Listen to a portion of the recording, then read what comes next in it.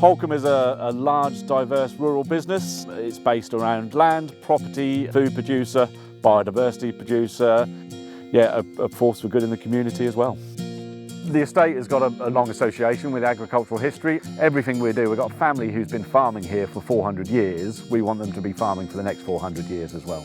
It's a holistic approach to managing land. We're not just focused on food production, we're really focused on the environment and the biodiversity around that food production as well. And still we have an active game shooter. Pheasants, partridges, venison from the estate all goes into the food chain. So my job as head keeper is to manage the game and conservation interests across the estate. We have to accept that we all need to eat, and so we need a successful, productive farm. If farming is too intense, then you will lose species, you will lose habitat.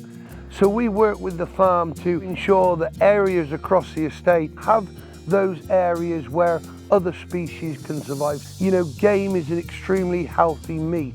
It lives wild. It's got an extremely low carbon footprint. But it's important for us to get it out there to people that, it's a product that's very, very accessible and, in the scheme of meat, can be very cheap. And delicious. And delicious, yeah. Part of the history of the estate is a walled garden, still a very productive, food producing space as well. Here we are in the walled garden, and a few of the things that would grow in here, we're very good on courgettes, we'll be growing beetroot, beans, there'll be kale, there'll be broccoli.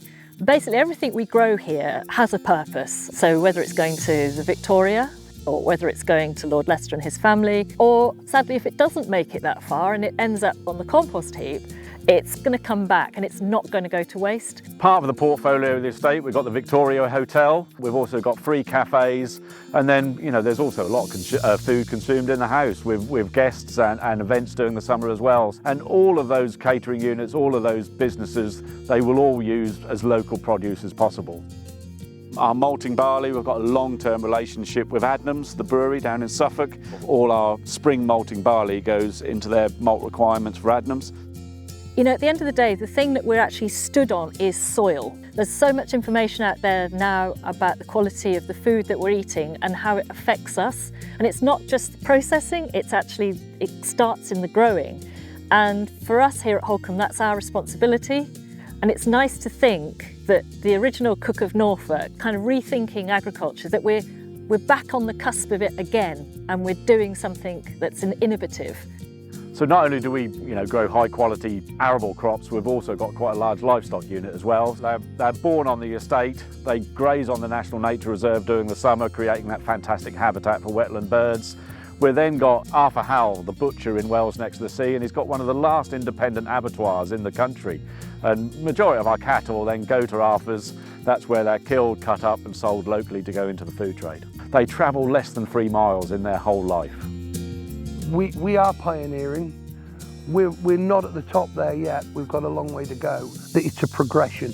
I thoroughly enjoy what I do, and this is a great office, and I wouldn't wish to do anything else. I'm really optimistic about the future of farming, the future of food production, but also the future of just land management. And Holkham really wants to play an important role in how we shape this future going forward.